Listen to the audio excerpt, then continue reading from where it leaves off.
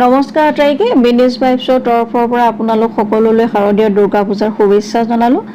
আপোনালোক ভালে থাকক তাৰে কামনা কৰিলোঁ। আজি আপোনালোকৰ ব্যাকৰণৰ মই খণ্ড বাক্যৰ ওপৰত ভিডিঅ'টো লৈ আহিছোঁ, কাৰণ আগৰ ভিডিঅ'ত জতুৱা ঠাঁচৰ ওপৰত দিলোঁ, আজি খণ্ড বাক্যৰ ওপৰত দিম।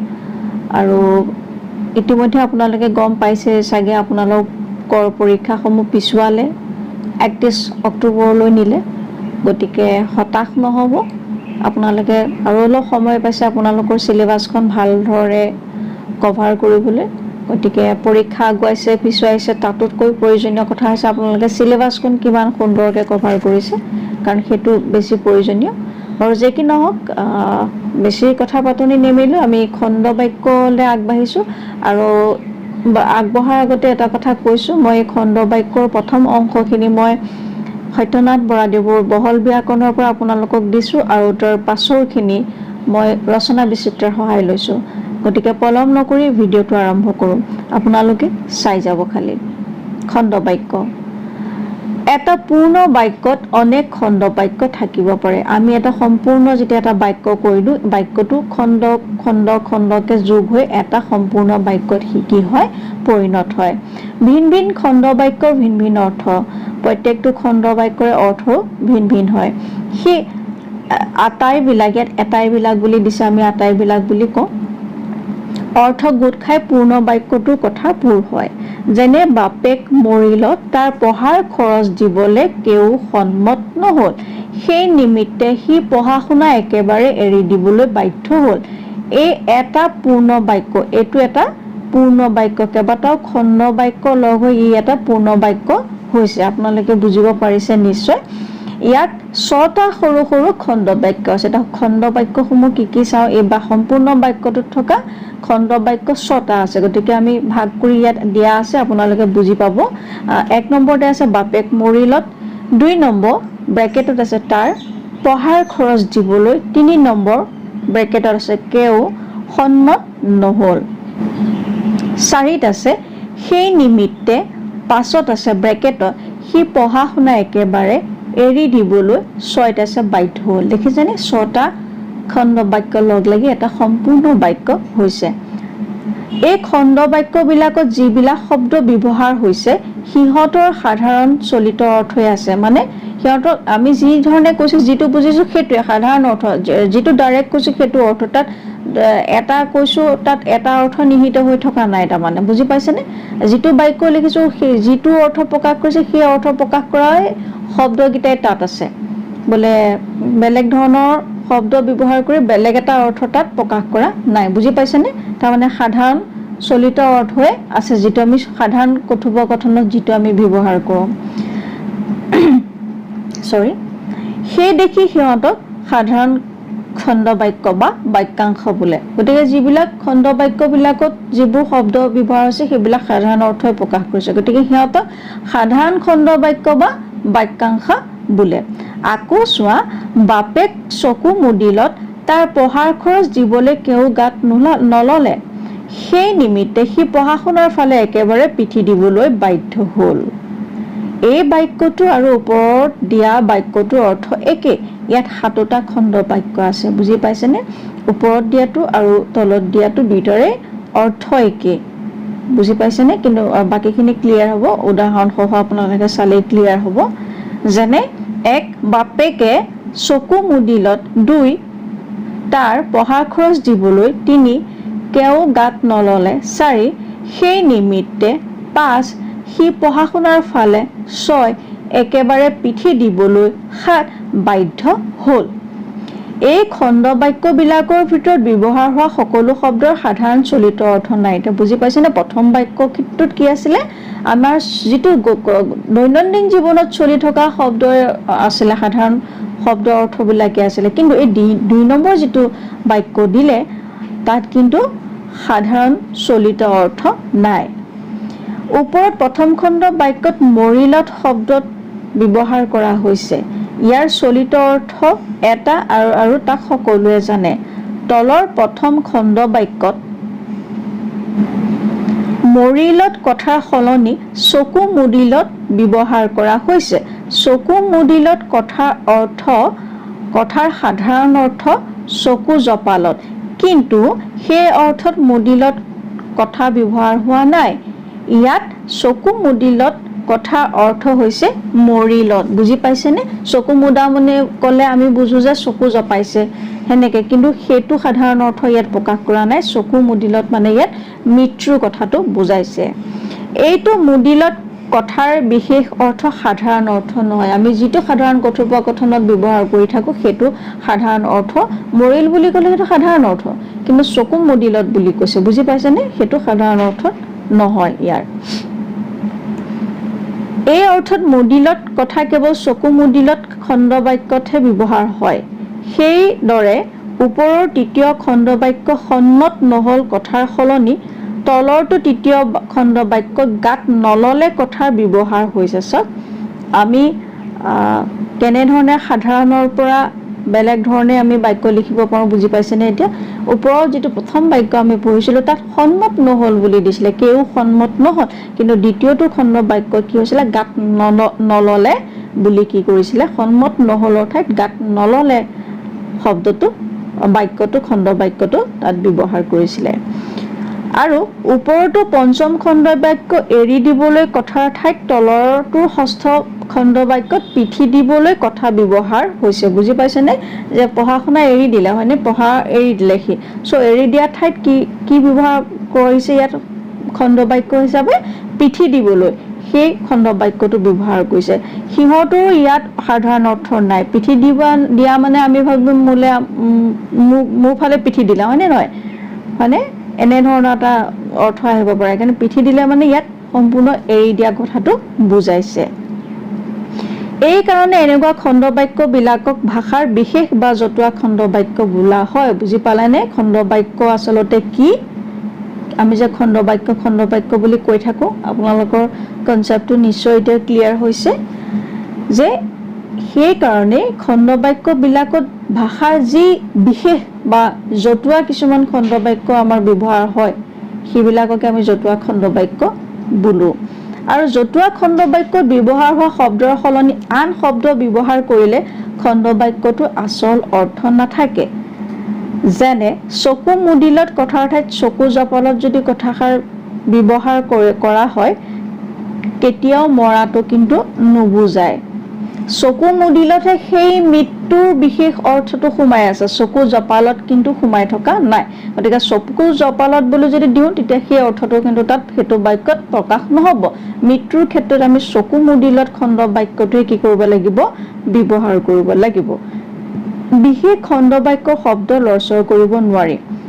গতিকে যি খণ্ড বাক্যৰ শব্দবিলাক সিহঁতৰ সাধাৰণ অৰ্থ মাথোন প্ৰকাশ কৰে তাক সাধাৰণ খণ্ড বাক্য বা বাক্যাংশ বোলে, আৰু যি খণ্ড বাক্যৰ শব্দবিলাকে সিহঁতৰ সাধাৰণ অৰ্থ এৰি আন অৰ্থ প্ৰকাশ কৰে তাক জতুৱা খণ্ড বাক্য বোলে। বুজি পালেনে? বৰ সুন্দৰ কথা, বৰ ধুনীয়া কনচেপ্ট এইটো এটা।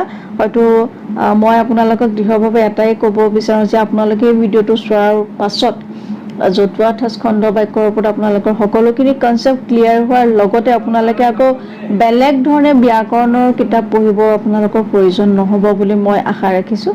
আৰু যি কি নহওক পুনৰ আগবাঢ়িছোঁ যে কি ক'লে যে যিবিলাক খণ্ড বাক্যৰ শব্দবিলাকৰ অৰ্থবিলাক সাধাৰণ হয়, সাধাৰণভাৱে আমাৰ দৈনন্দিন কথোপকথনত প্ৰকাশ কৰা শব্দবিলাকৰ অৰ্থ যদি প্ৰকাশ কৰে তেতিয়াহ'লে তেনে খণ্ড বাক্যবিলাকক সাধাৰণ খণ্ড বাক্য বা বাক্যাংশ বোলে। কিন্তু যি খণ্ড বাক্যৰ শব্দবিলাকে সিহঁতৰ সাধাৰণ অৰ্থ সাধাৰণ অৰ্থ এৰি আন অৰ্থ প্ৰকাশ কৰে তাক জতুৱা খণ্ড বাক্য বোলে। অসমীয়া ভাষাত জতুৱা খণ্ড বাক্য অনেক আছে। খণ্ড বাক্য কোষত সকলো খণ্ড বাক্য পোৱা যায়, কিন্তু কিছুমান জতুৱা খণ্ড বাক্যৰ মূলত কোনো এটা বিশেষ সংজ্ঞা শব্দ থাকে আৰু তাৰে খণ্ড বাক্যটো গঠিত। সেই শ্ৰেণীৰ খণ্ড বাক্যৰ কিছুমান উদাহৰণ তলত দিয়া গ'ল। এতিয়া যিখিনি উদাহৰণ আপোনালোকৰ আগলৈ আগবঢ়াম সেইখিনি মই ৰচনা বিচিত্ৰাৰ পৰা লৈছোঁ। জতুৱা খণ্ড বাক্য অৰ্থ আৰু ইয়াৰ ব্যৱহাৰ। এতিয়া কপালক লৈ আমাৰ অসমীয়া সমাজতনো কি কি জতুৱা খণ্ড বাক্য আছে চাওঁ আহকচোন। কপাল খা মানে দুৰ্ভাগ্য উপস্থিত হ, সুচল হেৰুৱা। ইয়াত বাক্য ৰচনা দিয়া আছে। পহুটো এইফালে আহিছিল নহয়, কাহটো আহিয়ে মোৰ কপাল খালে, মানে আহিছিলে কিন্তু কাহটো যে আহি গ'ল তাৰ ভাগ্যত আৰু পহুটো নাছিলে। কাহটো শুনি পহুটো লৰ মাৰিলে। নেক্সট আছে কপাল ধু আশা এৰ। ঘৰতে এইদৰে বহি থাকিলে চাকৰিৰ বাবে কপাল ধোৱাহে ভাল। যদি ঘৰতে বহি থকা একো কাম বন নকৰি বোলে মই ঘৰতে বহি চাকৰিটো পাম, তেতিয়া আশা ধু মানে আশা এৰ। তাৰ পাছত ওলাই আহিছোঁ কপাল নাই ভাগ্য নাই। চাকৰিৰ খবৰো আহিল দেউতাও ঢুকাল, কপাল নাই নহয় ক'ত হ'ব। চাকৰি খবৰ আহিল, দেউতাকে হয়তো আশা কৰি ৰৈ আছিলে যে ল'ৰাটোৰ বা ছোৱালীজনী চাকৰি হ'ব, কিন্তু চাকৰি আহিল কিন্তু দেউতাকে সেই খবৰটো নাপালে, খবৰটো পোৱাৰ আগতে দেউতাক ঢুকাল। কপাল ফুল সৌভাগ্য উপস্থিত হ। মন্দিৰ প্ৰশংসা পাইছ যেতিয়া তোৰ কপাল ফুলিলে চাকৰি হ'বই। নেক্সট কপাল ফুট দুৰ্ভাগ্য উপস্থিত হ। এইহীন খেতিৰ বতৰত গৰুহাল মৰিল যেতিয়া ঘৰখনৰে কপাল ফুটিল। বুজি পাইছেনে? বুজি পাব নিশ্চয়। মই আৰু বেছি অৰ্থ ভাঙাই গ'লে আৰু দীঘলীয়া হৈ যাব ভিডিঅ'টো, আপোনালোকে আমনি পাব। কপাল মুকলি হ ভাগ্য উদয় হ। কাঠ বাজিৰ ল'ৰা উপজিছে যেতিয়া তোৰ কপালহে মুকলি হৈছে দেই। কলাপত জুই লাগ সৌভাগ্য নষ্ট হয়। জৰুৰী আইন ঘোষণা নহ'ল যেনিবা মোৰ কপালতহে জুই লাগিল, ঠিকাটো গ'ল। এইবাৰ লকডাউন যিটো হৈছে, কৰোণা হৈছে, তাৰ কাৰণে আমাৰ দেশৰ অৰ্থনীতিতে কপালত জুই লগাৰ দৰে হৈছে, নহয়নে বাৰু? সকলো তহচ নহচ হৈ গৈছে। কপালৰ ঘাম মাটিত পেলা কঠোৰ পৰিশ্ৰম কৰ। অসমীয়া খেতিয়কে কপালৰ ঘাম মাটিত পেলাই খেতি কৰিও দুমুঠি সুখেৰে খাবলৈ নাপায়। চাই গৈছেনে বাৰু আপোনালোকে? এতিয়া কাণৰ ওপৰত কি খণ্ডবাক্য আছে চাওঁ আহক।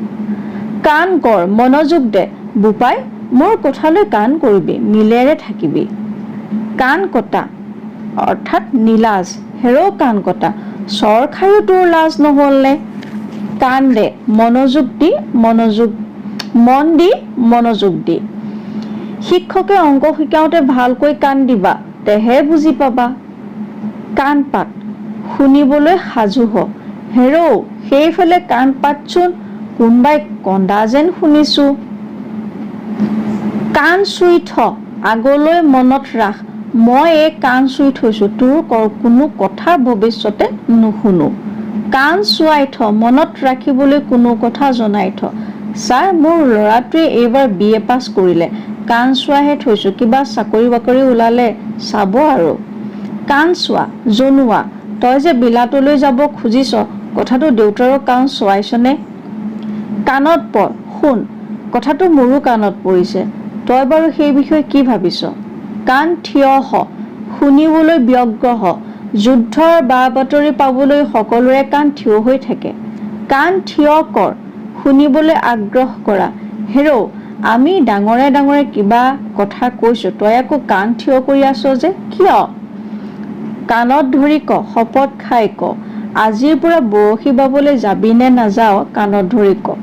কণাকণি কৰ ফুচফুচাই ক, মানুহবোৰেচোন কণাকণি কৰিছে, কথাটো সঁচা জানো?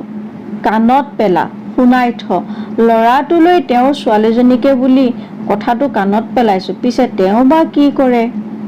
কাণ সাৰ এৰ যত্ন এৰি দে। বিয়াৰ পাছৰে পৰাচোন খেতি বাতিলৈ কাণ সাৰেই এৰিলি, এনেকৈনো ঘৰ চলিবনে? কাণ তাল মাৰ কাণত তীব্ৰ শব্দবোৰে নুশুনা হ। উহ তাৰ গগন ফলা চিঞৰত কাণ তাল মাৰি গ'ল বোপাই। কাণ সৰালি মাৰ নুশুনা ভাওজোৰ। হেৰৌ তই যে কাণ সৰালি মাৰি আছ, ধনৰ ভাগ দিবিনে নিদিয় ক। কাণ সমনীয়া মানে ডেকা, বেচেৰা কাণ সমনীয়া পুতেকটো ঢুকাইছে, ক'ত মনে সহ্য কৰে। কাণ বগৰা লোকৰ মুখে শুনা, যুদ্ধৰ সময়ত কাণ বগৰা কথাত মন নিদিবা। এতিয়া 3 নম্বৰত আছে কাণ, কাণৰ ওপৰত কি হ'ব পাৰে চাওঁ আহক। কাণ কাঠ খুটাৰ খুব কাঠ। হেৰৌ জোখমতে খুটাটোৰ কাণ কাটিছিলি নে? ডাঙৰ হোৱা যেন লাগিছেচোন। কাণ খৰ গৰু ম'হৰ কান্ধত হোৱা খৰ। গৰুটোৰ কাণ খৰ হৈ উখহি পৰিছে, দৰৱ দিছনে নাই? কাণ মাৰ কান্ধ সলোৱা ভাৰখনে একেবাৰে হেঁচি আনিছে কাণ মাৰি লওঁ ৰ 4 কঁকাল কঁকাল ভাং নাচিবলৈ সোঁমাছ বেকা কৰা কঁকাল ভাঙি ভাঙি নাচৈ নাচনি তেহে পাবি মহঙৰ লোন কঁকাল ভাগ দুৰ্বল হ দেউতাক ঢুকোৱাৰ পৰাই ঘৰখনৰ কঁকাল ভাগিল কঁকাল পৰ ইয়াৰ অৰ্থ হৈছে বুঢ়া হ আমাৰো এতিয়া কঁকাল পৰি আহিছে তোমালোকে ডেকাসকলে সমাজৰ গুৰি ধৰিব লাগিব নেক্সট কঁকাল বান্ধ মানে সাজু হ এইবাৰ নেদেখিছ বতৰৰ মহিমা ভঁৰাল ভৰাবলৈ কঁকাল বান্ধে বান্ধ কঁকালত টঙালি বান্ধ সাজু হৈ ওলা মূলা গাভৰুৱে স্বামী হত্যাৰ পুতক তুলিবলৈ কঁকালত টঙালি বান্ধি যুদ্ধক্ষেত্ৰলৈ ওলাল আঁঠু কাহ 5 নম্বৰ আঁঠুলৈ কি আছে খণ্ড বাক্য চাওঁ আহক আঁঠু কাহ আঁঠুৰে বুল হেৰ' বান্দৰ ঘৰত পঢ়ি নাহ আঁঠু কাহি থাক আঁঠু ল মাটিত আঁঠু লগাই সেৱা কৰা বোপাইহঁত সকলোটিয়ে আঁঠু ল ৰাইজে এজুলুকা আশীৰ্বাদ দিয়ক আঁঠু চুঙা সন্মান দেখুৱাবলৈ আঁঠু কুচাই অলপকৈ মাটিত লগা তই আঁঠু চুঙাচোন মই হৰিধ্বনি দিওঁ 6 আছে গা লৈ কি খণ্ড বাক্য আছে গা কৰ পুষ্ট হ হীন অৱস্থাৰ পৰা ভাললৈ আহ বাপেকে নষ্ট কৰি থৈ যোৱা ঘৰখন পুতেকৰ বহুত যত্নৰ মূৰতহে গা কৰি উঠিছে গা ধৰ শকত হ চাকৰিত সোমোৱাই পৰা তোৰ গা ধৰি পৰিছে দেই গাৰ মানে ৰক্ষা পৰ নদীত পানী শুকাইছে যদি ৰাইজৰ গা ৰৈছে দেই মানে ৰক্ষা পৰিছে আৰু ৰাইজৰ নদীৰ পানীয়ে যিমান হাৰাশাস্তি কৰে বাৰিষাত নহয় জানো পানী শুকোৱাৰ কাৰণে ৰাইজৰ গা ৰৈছে মানে অলপ হ'লেও তত পাইছে গা উঠ কোনো কাম কৰিবলৈ উদ্যোগী ডেকা ল'ৰাবিলাকৰ গা উঠিছে যেতিয়া এইবাৰ গাঁৱত বিদ্যালয়খন হ'বই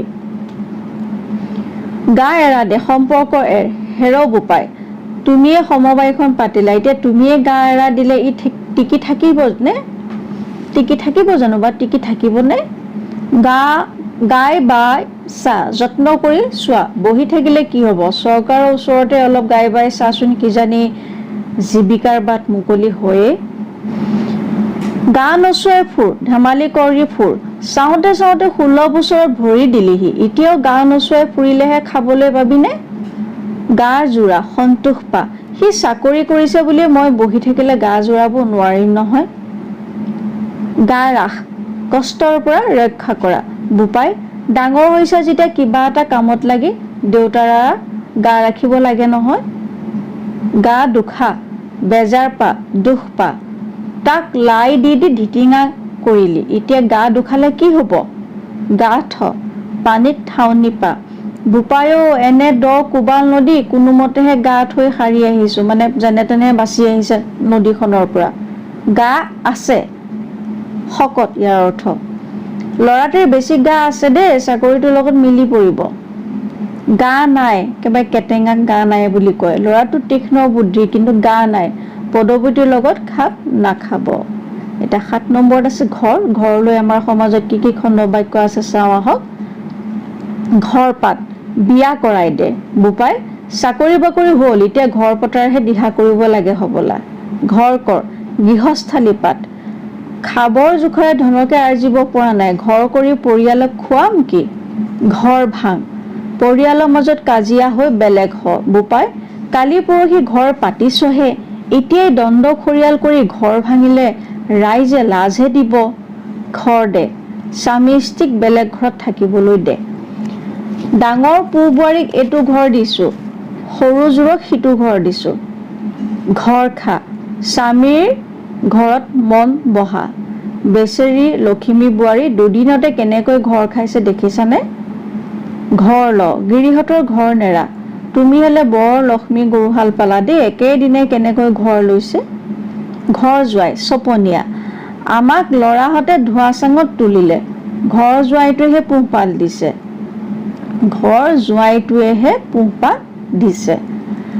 ঘৰগিৰি ঘৰ চলাওঁতা মইচোন কৰবাতে ৰলো তুমিহে ঘৰগিৰি হলা ঘৰ গুণা সদায় ঘৰতে মই বৰ হৈ থকা আজিৰ সংসাৰত ঘৰ গুণা হৈ চলিব নোৱাৰিবা দেই ঘৰ ধৰা গৃহস্থলী চলোৱা বোৱাৰীজনী কম বয়সীয়া হ'লেও বেছ ঘৰ ধৰি খাইছে দেই ঘৰ গছকা ন বোৱাৰীক ঘৰ দেখুৱাই নিয়া কইনাজনীক আজি ঘৰ গছকাই নি এমাহৰ মূৰত থৈ যাবিহি চকু চকু গছ বুজন হ ভাল বেয়া বুজিব পৰা হ তহঁতৰ চকু গজাই থৈ যাব পাৰো নেকি বুলিয়ে বুঢ়া দেহতো হালখন চলাই আছো তাৰমানে দেউতাকজনে বুঢ়া হৈছে যদিও হাল কোৰ চলাই আছে কিন্তু পুতেকহঁতে দেউতাকক কোনো ধৰণৰ সহায় কৰা নাই সেইকাৰণে কৈছে যে মই হালখন চলাই আছো তহঁতৰ চকু গজে বা তহঁতে বুজয় বা ভাল বেয়া বুজি পাৱয়ে বা নহয় জানো চকু দে নজৰ দে সাৱধান হ লৰাটি আপোনাকে গতালো অলপ চকু দিব দেই চকু কৰ সাৱধান হ অকল কাম কৰিলেই নহয় দেহলৈকে চকু কৰিবি চকুত লগা ধুনীয়া হ মন খা তেওঁৰ বাৰীখন তামোল পানে চকুত লগাই হৈ উঠিছে চকুত পৰ মন আকৰ্ষণ কৰ তাৰ কাৰ্যকলাপ মোৰ চকুত পৰিছে চকু পৰ দেখিবলৈ পা অতদিনৰ মূৰত আজিহে খাটখনত চকু পৰিল চকু ৰোৱা দেখিবলৈ ধুনীয়া মানুহজনে বাৰীখন চালে চকু ৰোৱাকৈ ৰাখিছে চকু লাগ টোপনিত চকু মুদ যা মোৰ যে কি হৈছে আজি দুদিনে ৰাতি চকুত চকু লগা নাই চকু মুদ প্ৰাণ এৰ মৰ বেচাৰাই পুতেকৰ কথা কৈ কৈয়ে চকু মুদিলে চকু ফুৰা ওপৰে ওপৰে চা হেৰা মোৰ প্ৰবন্ধটো এবাৰ চকু ফুৰাই দিয়াচোন বা চকু ফুৰাবাচোন চকু পকা খং কৰা খঙৰে চোৱা হেৰো এইদৰে চকু পকাই নাচাবি দেই কথা বেয়া হ'ব একা চকু ৰাখ যত্ন ল ল'ৰাটো পঢ়া শুনাত কিছু উদাসীন অলপ চকু ৰাখিব দেই চকু মেলি চা অনুগ্ৰহ কৰা হেৰা নাম এভাগকে আগবঢ়োৱাচোন কিজানি ভগৱানে চকু মেলি চায়েই চকু মুদা কুলি প্ৰবঞ্চক ফাঁকি দি খোৱা মানুহ মই তাৰ ফাঁকিটো বুজিয়েই নাপালো নহয় চকু মুদা কুলি হৈ সি মোৰ পৰা টকাটো সৰকালে চকুৰ কুটা অপ্ৰিয় শত্ৰু এনে ধুনীয়া ল'ৰাটি বেচেৰা অথচ মাহীমাকৰ মনত সি চকুৰ কুটা চকুত ধূলি মাৰ চকুত বালি মাৰ ফাঁকি দে প্ৰবঞ্চনা কৰ মোৰ চকুত ধূলি মাৰি যেনিবা হাৰিলি পিছে পুলিচৰ চকুত পাৰিলি জানো চকুৰ প্ৰচাৰতে নিমিষতে তৎক্ষণাত চকুৰ প্ৰচাৰতে জুয়ে অঞ্চলটো ধূলিসাৎ কৰি পেলালে চকু চৰাহা লোকৰ ভাল দেখিব নোৱাৰা তোৰ নিচিনা চকু চৰাহা পৃথিৱীত আৰু ওলাবনে তৎক্ষণাত লাও জালিটো ছিঙি পেলালি নহয় চকুৰ কুটা দাঁতৰ শাল অপ্ৰিয় শত্ৰু তহঁতৰ চকুৰ কুটা দাঁতৰ শাল হৈ জীয়াই থকাতকৈ মই মৰি যোৱাই ভাল চকু থাকি খালত পৰ জানি শুনি বিপদত পৰ তোক মই আগতেই কৈছিলো নহয় যে সেই গৰু বিশালী নালাগে কিনিব এতিয়া পিছে কিয় চকু থাকি খালত পৰিলি চকুৰ মণি চকুৰ পুতলা অতি আদৰৰ সন্তান যিমানেই দুষ্টক নহওক তথাপি মাকৰ মনত সি চকুৰ মণি চকুৰ পুতলা আছে মুখ কৰ মুখ ঘূৰা এইফালে মুখ কৰি থিয় হোৱাচোন ভালকৈ চাই লওঁ তোমাক মুখ ঘূৰা অন্যফালে মন কৰা মোৰ কথা শুনি সিচোন মুখহে ঘূৰালে ক'ত আৰু টকা দিব মুখলৈ চা পুতৌ কৰ মোৰ মুখলৈ চাই তাক এইবাৰ ক্ষমা কৰি দিয়াচোন বোপাই মুখ চা পুতৌ কৰ তোৰ মুখ চাই কোনোবাই চাকৰি দিব বুলি ভাবিছ নেকি আনৰ মৌখিক বিবাদত যোগ দে মুখপাত দেই ভুল হৈ গৈছে মই তাৰ আগত কথাটো উলিয়ালোহে তাই আহি পুনতে মুখ পাতি ললে নহয় মুখ পাতি ধৰ আনৰ মৌখিক বিবাদত যোগ দে মই তাকহে কৈছো তই মুখ পাতি ধৰিছহি কেলৈ মুখ হাত ধু মল মূত্ৰ ত্যাগ কৰ মই এইমাত্ৰ মুখ হাত ধুই গাটো তিয়াইছো মুখৰ ছাই গুচা মৃতকৰ শ্ৰাদ্ধাদি কৰি খুচি হ কালি মাত্ৰ দেউতাৰ মুখৰ ছাই গুচাই উঠিছোহি আজি আকৌ আয়ু চলিল মুখ ফালি ক খুলি ক মুখ ফালি যদি কথাই নক আমি জানিম কেনেকৈ তোৰ কি হৈছে মুখত দে চাকি চা খা বোপায়ো তয়ো যেতিয়া সেইবিধ মুখত দিলি ঘৰ যাব আৰু মুখ মৰ মৌন হ নিমাত হ সি কি তুৰিমুৰি কৰিব একে আষাৰতে মুখ মৰিল নহয় তাৰ মুখ মাৰ আনৰ ভাগ কাঢ়ি ল হেৰৌ তয়েচোন সকলো খাই শেষ কৰি আনৰ মুখ মাৰিলি মুখ লাগ আনৰ লোভৰ পৰা পীড়া হ অপকাৰ হ মই জলপান খাওঁতে সি যেনেকৈহে চাই আছিল তাৰ মুখ লাগিয়ে মোৰ পেটটোৱে ভুৰ ভুৰাইছে দেখোন মুখ সলা সদায় খোৱা বস্তু এৰি আন বস্তু খা মুখ সলাই খাব লাগে তেতিয়াহে ৰুচি বাঢ়ে মুখ নোহোৱা কথা সজাই ক'ব নজনা মুখ নোহোৱা মানুহটো কিয় প্ৰতিনিধি পাতি সভালৈ পঠালা মুখ মেলি থাক লোকৰ আশা পালি থাক নিজে চেষ্টা নকৰি মুখ মেলি থাকিলে চাকৰি মিলিবনে মুখৰ ভাত কাহিনে পোৱা সুবিধা এৰি দে নিজৰ অকমন্যতাৰ কাৰণে আনে সুবিধা কৰি লোৱা ভোদা অসমীয়াই চাই থাকোঁতে বিদেশীয়ে অসমৰ বুকুৰ সোণ যে বুটলি নিছে মুখৰ ভাতো কাঢ়ি নিছে মুখেৰে সাত হাল বা বৰাই কৰি ক হেৰো জোহালৰ গুৰিত মুখেৰে সাত হাল বাই থাকিলেই পথাৰত খেতি হ'বনে মুখৰ বান্ধ বাচি খা কি কৰিম বেমাৰত পৰি মুখ বান্ধিব লগা হলো মুখৰ কথা অসাৰ কথা প্ৰমাণহীন কথা তাৰ মুখৰ কথাতে তোমাৰ দৰে জ্ঞানী লোকে কাম কৰা উচিত নাছিল মুখ নাই ভালদৰে কথা ক'ব নজনা ওকালতিত তাৰ একেবাৰে মুখ নাই মুখৰ ওপৰত ক ভয় নকৰাকৈ সন্মুখতে ক হেৰো তই পেন্দুকণী ল'ৰাটোৱে তেওঁ মুখৰ ওপৰত ক'ব পাৰনে মুখত সোপা দিয়া নিমাত কৰা সভাত কথাটো উলিয়াবলৈ তোকনো কোনে মুখত সোপা দি থৈছিল মুখৰ ভাত কাউৰীয়ে নিয়া অতি অকমন্য তাৰ নিচিনা মুখৰ ভাত কাউৰীয়ে নিয়া এটালৈনো কোনে ছোৱালী দিব মুখ উজ্জ্বল কৰ নাম জ্বলা হ বোপাই তুমিও যদি বংশৰ মুখ উজ্জ্বল কৰিব পাৰা মুখ ওলমা মুখ উফন্দা অসন্তোষৰ ভাৱ দেখুওৱা তই সদায় এইদৰে সকলো কথাতে মুখ উফন্দাই থাকিলে মইনো কেনেকৈ এমুঠি সুখেৰে খাওঁ 10 নম্বৰতে আছে দাঁতৰ ওপৰত কি খণ্ডবাক্য আছে চাওঁ আহক দাঁত লাগ লোকৰ চকু পৰাত অমংগল হ লাওজোপা জ্বলিয়াইছিলহে দাঁত লাগিল হবলা গোটেইবোৰ গেলি গ'ল এতিয়া আছে দাঁত লগা মানে হৈছে মুখ লগা সচৰাচৰ যে আমাৰ মুখ লাগে বুলি কওঁ এতিয়া চাওকচোন বাক্য ৰচনাটো কি আছে চাওঁ আহক পেটটো কালিৰ পৰা উফন্দি আছে দাঁত লগা মন্ত্ৰৰে পানী অকণ কাটি দিয়াচোন নেক্সট আছে দাঁতে উঠে নলগা মানে সমূলি কাজিয়া নালাগে ল'ৰাহালৰ সৰুৰে পৰা এনে মিল কেতিয়াও দাঁতে উঠে লগা দেখা নাই ইমানতে ভিডিঅ'টোৰ প্ৰথমটো খণ্ড মই শেষ কৰিছোঁ দ্বিতীয়টো খণ্ডবাক্য যিটো টপিক আছে সেইটো সম্পূৰ্ণৰূপে শেষ হ'ব আশা কৰোঁ আপোনালোকে ভিডিঅ'টোৰ পৰা উপকৃত হ'ব যদি ভিডিঅ'টো আপোনালোকে ভাল পাইছে তেন্তে লাইক কমেণ্ট শ্বেয়াৰ কৰিবলৈ নাপাহৰিব আৰু যিসকলে মোৰ চেনেলটোত আহি নতুনকৈ ভিডিঅ'টো চাইছে তেওঁলোকে মোৰ চেনেলটো প্লিজ ছাবস্ক্ৰাইব কৰিবলৈ নাপাহৰিব ইমান সময় ভিডিঅ'টো চালে তাৰ বাবে আপোনালোকক বহুত বহুত ধন্যবাদ